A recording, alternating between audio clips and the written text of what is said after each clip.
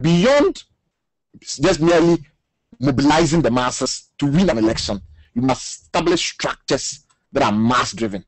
Don't forget, some of those attempts have already been replicated by other parties. So you have the Zongo clubs and Nasariga club and the rest of it. We've actually now seen some of those structures dissolving the NDC. The collapse of the Azoka movement in the north is a perfect example. The collapse of the Azoka movement and other movements like that in the north clearly indicate a party that is struggling to build structures around its mass mobilization effort. How you build those structures are important. A mass party that is also ideological, because the whole point about scientific socialism is the radicalization of the masses, not just as a mobilization of the masses, but the radicalization of the masses, because you are looking for a revolutionary movement. That is why when the radicals broke away, they formed the Union for the Revolutionary Movement of Ghana.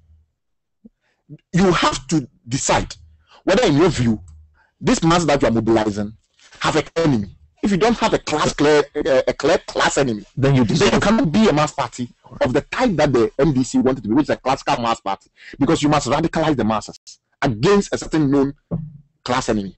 Now, my argument is that the establishment still harbors suspicion of the NDC because of its past. And by the establishment in Ghana, the religious elite is firmly in the fold of that establishment.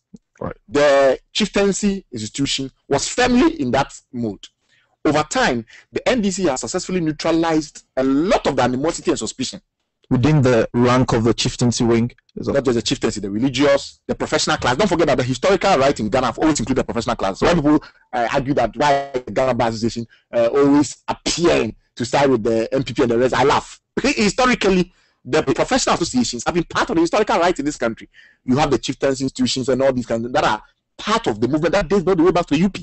Now, if the NDC now has become a mass mobilization party and no longer a truly mass-based revolutionary party, and has no intention anymore. The point is not that at some stage in the history, the point is that they even don't have the ambition anymore. They don't have that ambition anymore. The long-sighted goal that binds you together is gone. So what do you then how do you then account for the presence of such groups as the CJ in the NDC today? That's an interesting paradox, because if you look at people like Mr. Kwesi Pratt, who still belongs to groups like the Socialist Forum of Ghana and the rest, who believe in continued revolution and believe that the masses must become revolutionary, their only goal must be that they have now extended the horizon to maybe 50 years. And therefore, they believe that if you take the NDC path and you take the NPP path, there is still some strands within the NDC, which at the opportune time can be converted to a revolutionary vanguard. And I'm saying that the persistence of that strand is not a matter of identity. Is the NDC going to completely exculpate it, completely remove that revolutionary strand and say, no, we are now a purely election winning machine. So we only mobilize the masses for election purposes. And then after election, we become what nowadays is called the liberal consensus, the muddy middle. Everything is pragmatism. What can you do about Temawe refinery? Well, you can't sell it because Mr. Kwesi Pratt and his people will go on demonstration. Okay, we can bring in some hedging. Okay, what about Electricity Corporation of Ghana? You can't sell it because Mr. Kwesi Pratt and his rest will go on demonstration. So let's do a PPP. Let's do a PPP, and also let's split them to 3. They can continue on that path. Right. The question is whether they will maintain that view. I mean, when you look at the Labour Party in Britain, the removal from their constitution of the clause that required nationalization of all the major industries in Britain, that is the commitment to nationalization, changed the party completely, because that party broke with Fabian socialism and all the forces of the radical left completely, because they don't believe in nationalization anymore. Right. Their union, or rather their engagement with the unions in Britain, is a matter of convenience. If the NDC wants to go through that transformation, and it's already quite slowly going through that transformation anyway, but if they really want to do that, some elements within the NDC may have to be sacrificed completely. There are not that many, so I presume that will happen over time. But so long as there are people like Mr. Kwesi Pratt and the rest allied with the NDC, the identity question every now and then will have to be confronted. Because either you are truly a party that believes in the radicalization of the masses and revolution, and therefore believe that at some point in this country, the relations of production must change, or you don't believe it. And if you don't believe it, and you become a modern party that mobilizes for elections, wins it, adopt pragmatic policies to try and improve the lot of everybody slowly within their own classes, then the NDC will have completely transformed, and there will have been a complete and a clean break with these PNDC roots. Wow. So, I mean, We'll come back after this quick break. We'll look at what's in it for the NDC to either stick to this historical route or break away.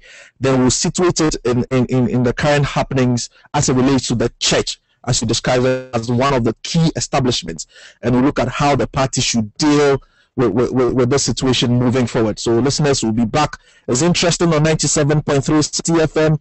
This is your campaign trail. Interesting discussion with Bright Simmons. We're looking at the NDC, the party, and recent happenings, and how the party can gain or lose from recent happenings, specifically as it relates to the church. This is 97.3 Citi FM. We'll be right back. Stay tuned in.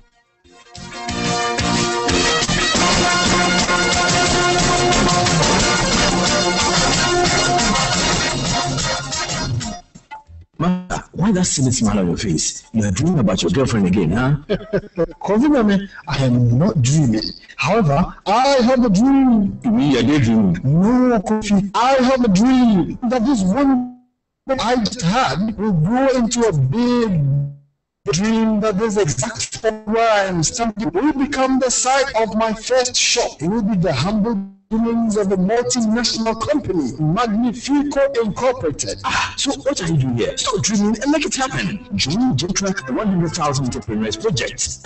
Gentrack again? Yes. Whether you're a student, professional, or entrepreneur, if you have a brilliant business idea, Gentrack will make it happen with a lifetime support for you and your employees. Contact Gentrack Business and Technology Institute on 026 14183 or 0302 Look at them at 5 opposite the circle, Accra, or send an email to info@gentrackentrepreneurs.com. Magnifico Incorporated. Here we come. Kofi, one more thing. I had a dream that you would be my first employee. No way. You would rather be my first employee. Gentrack Business and Technology Institute, growing businesses for the next generation. Need to regain lost energy? Are you feeling tired? Are you recuperating from malaria, flu, and colds? You will need Gluconaf from Danex Limited. Danex, the lead in branded quality healthcare. Gluconaf is an instant energy booster for sportsmen and women and energy source for people recuperating from malaria, flu, and colds. Gluconaf comes in 3 varieties. Gluconaf fortified with vitamin D for the maintenance of strong and healthy bones. Gluconaf fortified with vitamin C with orange flavor for people recuperating from malaria, flu, and colds. Gluconaf fortified with vitamin C with pineapple flavor for people recuperating from malaria, flu, and colds. Gluconaf may be mixed in a glass of water and taken as and when required. Gluconaf can be purchased from any licensed chemical shop or a pharmacy near you. For bulk purchase, contact Danex Limited at 5 Dadiban Road, North Industrial Area on 0302 232 574 or 5 or any distributor near you. Gluconaf, the instant energy booster. Hey, with your Mahama running. Oh, How? Look, Ghanaians have already decided to vote for Akufo-Addo and NPP. but they say he is also peaceful. And who said Ghana was at war? Huh? When President Mahama and NDC paid a warm judgment debt to their family and friends, will he go to war?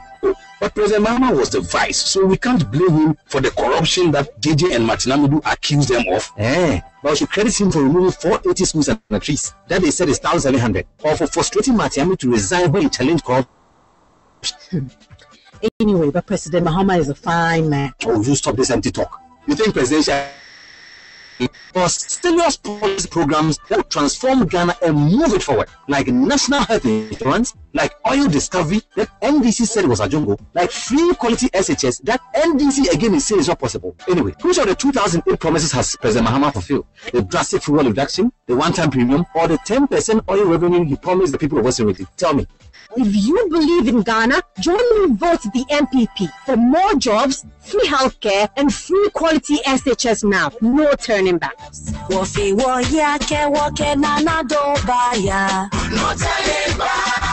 No turning back.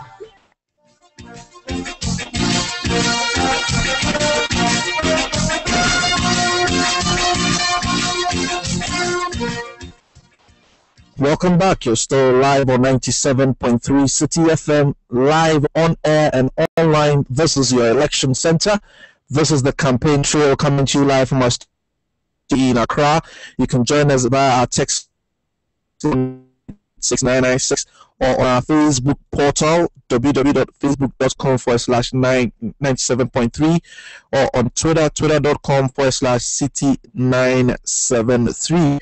This evening on the campaign trail, we're having an interesting discussion with Bryce Simmons of Imani Ghana on the NDC, the party, its history and recent happenings, how the party take advantage of recent happenings, and also how the party can reposition itself from its foundational history.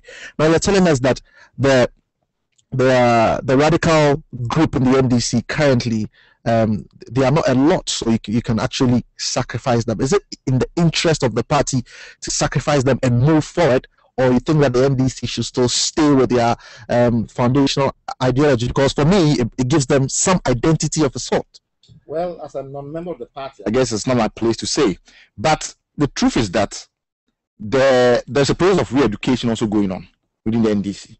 And that process of re-education means what you might call some of the ideological dinosaurs, right, might actually now be transformed into a modern political class that is pragmatic and measured in their views and quite accepting of the status quo. It's not elitist. You see, that is a challenge, because you see, let's take a lot of the leaders of the NDC today and those in semi-retirement. Most of them are now members of the upper middle class. Some of them are even, some would say, getting close to the upper classes. And therefore, necessarily becomes a much more difficult task for people like that to spout revolutionary jargon. It becomes very hard for them to talk about things like radicalizing the masses and things like changing the relations of production and all these things that are fundamental to the way in which a revolutionary party presents itself. So I don't think they have much of a choice. The process of transformation and re-education within the NDC has gone so far that it's now become a matter of fighting over the shell. Because when there is no deep ideological bonds, then it becomes hard to find what is it that really binds us together. So it becomes a matter of, we don't want to lose the election. Okay. But the election is 4 years away. So, if I'm Mr. Chairman Rollins, I will, protest and protest and protest. When we get into the election, I might come up with, some excuse why I have to continue to support my party. If I'm Nana Konadu Rollins, on the other hand, I would simply say that, I've taken the best of the NDC and I'm presenting an alternative vision. But clearly that alternative vision is still based on the same multi-party democracy and attempt to work within the given structures. So the gentrification, if you want to use that term, of the NDC has now got to a point where, in my view, the party will have to cross one or two crisis points and then settle. One of those crisis points was reached when we had the great the Congress issue, when those who felt that over the last couple of decades and something, the party had been transformed to a modern party and were responsible for that transformation, the creation of the modern NDC. So people like Dr. Beda Samoa and the rest, who are not part of either the radical left or part of the established left, and had come in and from a pure technocratic basis. Because don't forget, at some point, Chairman Rollins had to take refuge in the technocratic class. The military and the civil bureaucracy had become his refuge. And these people had helped him to navigate the IMF program, the World Bank program, and the rest. And they felt that, look, we have to take over the party now. I mean, we've got that journey. It makes no sense to continue. Unfortunately, we lost that. That somehow the so-called cadets, I heard somebody mention the cadets, have a certain nostalgic memory of what they once were. They were prepared to hold on to that nostalgic memory, which is all that is there anymore. Now the question is, as you rightly pointed out, do they want to go back to the substance of revolutionary ideology? I don't think they can. And if they can't, what can they do? Maybe they can take a cue from some of those other social, because now they call themselves social democrats. So they can take a cue from some of the other social democracies that have emerged in places like Britain and Germany and the rest. And what these parties have done is to enhance the delivery of social services through the adoption of, some would say, efficient methods and processes. So child tax credit in Britain, all these factual ideas that New Labour brought, and the continued massive investment into the NHS in Britain. All these things give New Labour a character of caring for the masses, but not necessarily interested in mobilizing the masses for revolution.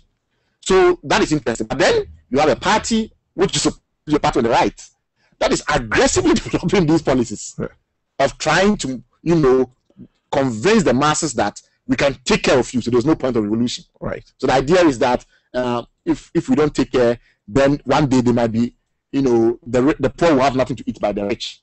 So let us begin now to cuddle the poor.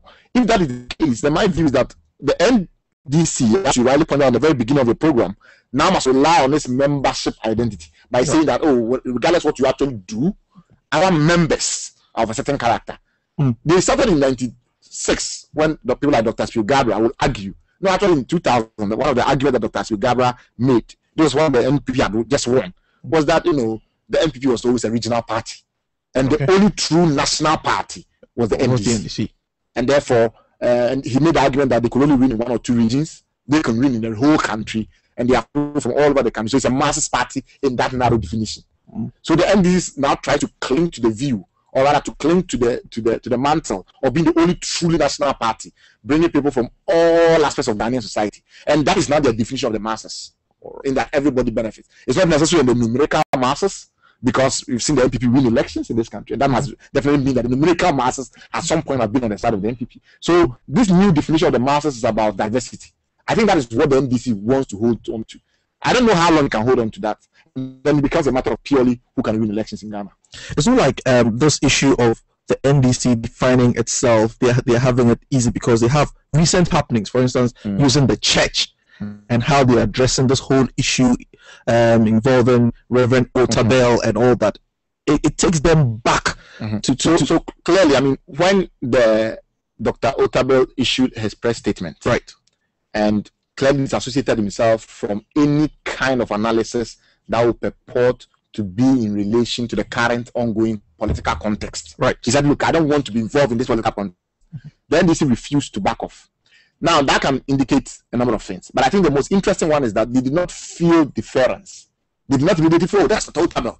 This is the man who, in my view, now represents the aspirational class in Ghana. Those who believe that there's nothing fundamentally wrong with us. And through prudent management, through better self-development, we can change Ghana. Right. We can do better. And that everybody can better himself. That kind of ideology, historically, is the kind of ideology that the radical left oppose the most. Because that prevents revolution from happening. If you believe that there's nothing fundamentally wrong with our Ghanaian psyche, there's nothing fundamentally wrong with our systems and structures, but what it is that we've allowed ourselves to deteriorate, and that through prudent management, through technical competence, through excellence, Ghana can become Ghana again. If you believe in those things, then you don't want revolution. Yeah, right. So that's what you call the aspirational class. Very aspirational class. I know that is the philosophical underpinning of that notion. Right. But aspirational class is somebody who does not fit into the traditional division of classes. He's not necessarily middle class. He's not necessarily working class. All it is that he feels that he's beyond that because through sheer struggle or through sheer excellence or through sheer excellence, they can rise. Right. So he does not see themselves as defined by any class paradigm. That's what I call the aspirational class. I'm saying that the leader of the aspirational class in Ghana today is undoubtedly Dr. Menzo. So if your argument is that, look, we don't, it's not a matter of that I don't think the NDC has anything against Dr. Otabel that is deep within the party, that there's a coordinated conspiracy against Dr. Otabel. What it was is that they didn't feel sufficient deference towards him. They didn't feel that he was that important to them that if he shows some displeasure, they must back off. They were quite willing to take him on. By the NDC, I don't mean the NDC party, I mean the NDC movement. Right. Because clearly the people putting out these tapes have been disowned by the party. Right. So these are people who are sympathizers of the NDC. So that whole movement believe that, we don't care that much that Dr. Otabel is offended. That must definitely mean that we don't think he is part of a group that we are interested in court. And what does that mean? Everybody who is not of that particular persuasion, who does not believe that the establishment in Ghana is necessarily one to be suspicious about, will immediately back off.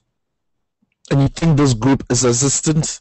I mean, this Otabel effect group or this aspirational class that he's the leader, do you think that is a veritable group that's existing? I think it's an amorphous group that cuts across every social domain we have. My argument is that they are drifting more towards the NPP than the NDC. Right. Some of them also became apolitical. They believe that political parties don't matter in their life. But I think the majority of them are drifting towards NPP. And if they become politicized, my view is that they will vote more on NPP side than NDC side. That was the argument I was making that time.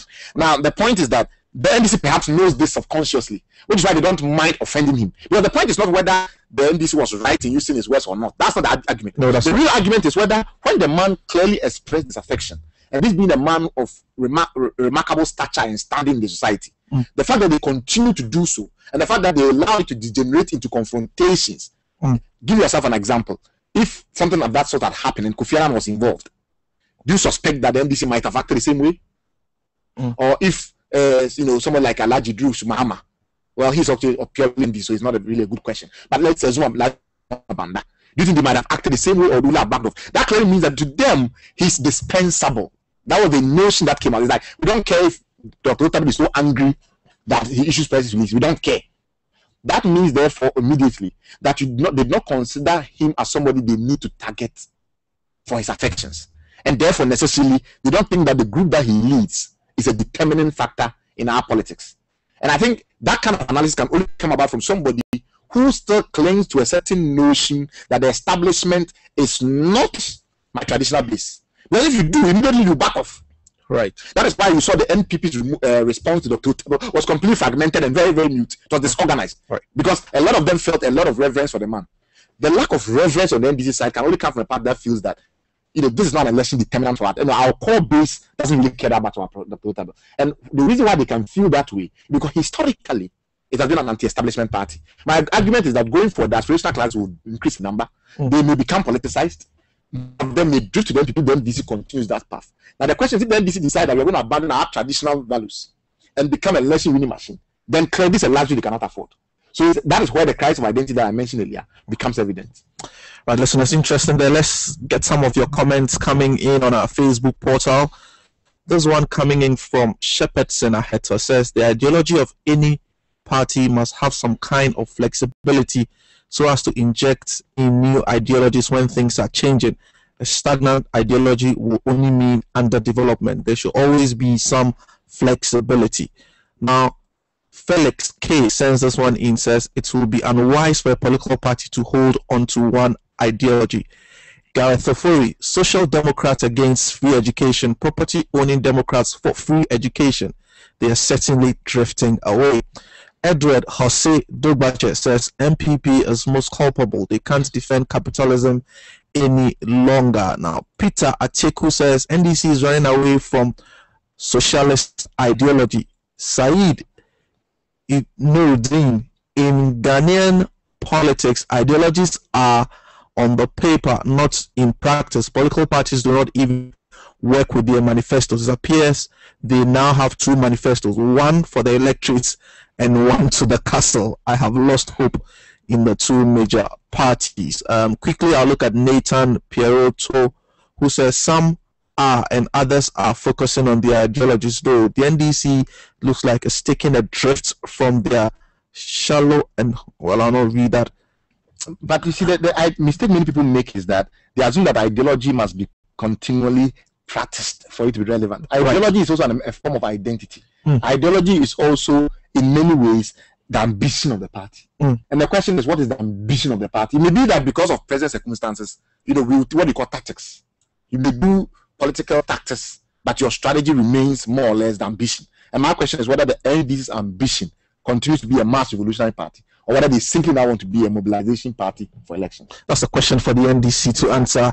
Many thanks, Bright Simmons. It's been interesting having you in the studio to discuss this issue. Listeners, we'll go for a short break. When we come back, we'll wrap up this issue. And this is the Campaign Trail live on 97.3 Citi FM, your election center. Stay tuned in. We'll be right back.